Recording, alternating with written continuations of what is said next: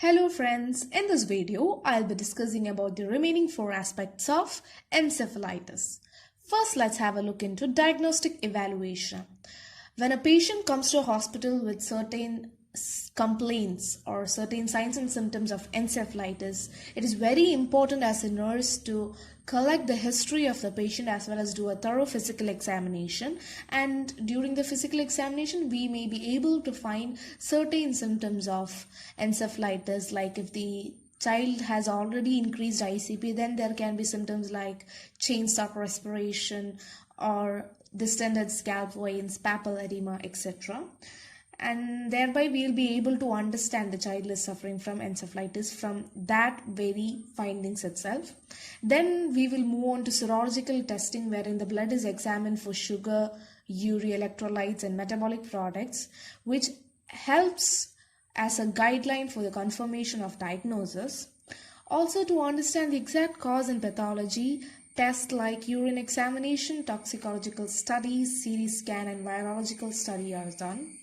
And CSF examination helps to differentiate this condition from meningitis, as they both are similar. Now let's have a look into management. For better prognosis of these conditions, symptomatic and supportive management are very important.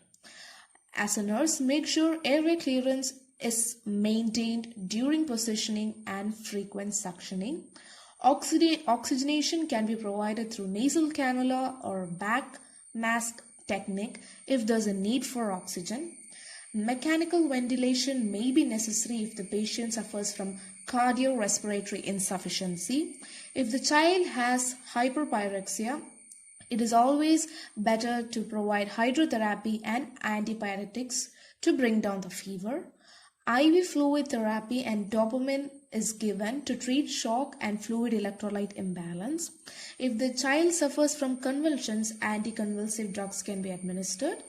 And if the child has increased cranial pressure, then mannitol or glycerol can be given.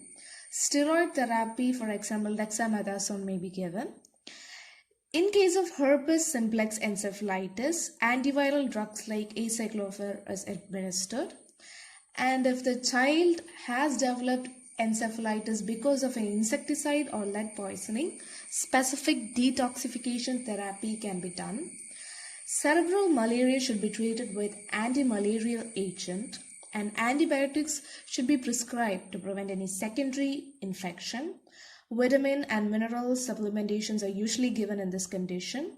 Human immunoglobulin IVIG may be administered 200 to 500 mg per kg in early stage, which helps in the reduction of mortality rate, and special attention to be given on skin care, continuous bladder drainage, care of eyes, change of positioning, and monitoring of patient's condition with features of complication.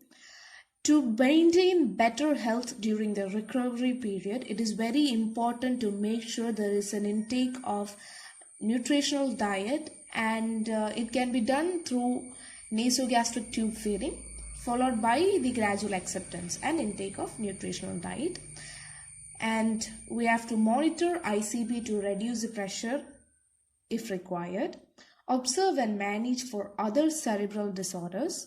Follow-up care with periodic re-evaluation is very important, and administer medications according to the clinical as well as the investigation findings.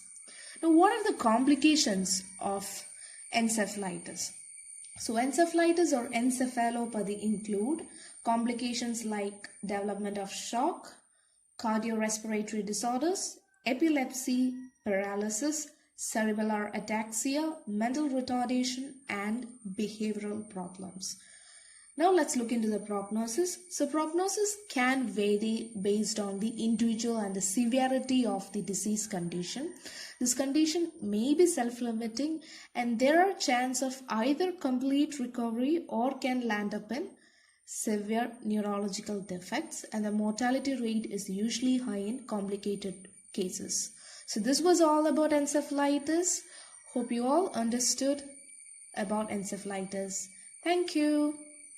Wow, that's impressive! You have completed a magic today. For more videos, subscribe, join our Facebook group and and Instagram page for group discussion and live magazine videos for exam preparation in an hour.